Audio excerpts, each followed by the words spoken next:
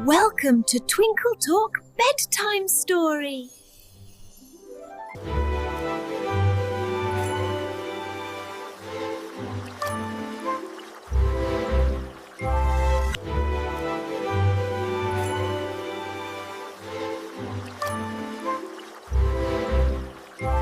Oh my!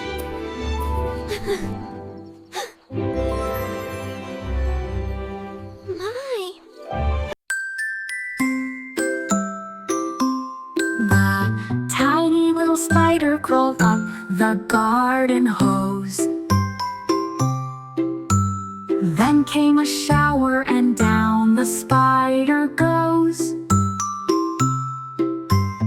Out came the sunshine warming up the day, and the tiny little spider climbed up and on his way. The tiny little spider crawled up the pipe once more.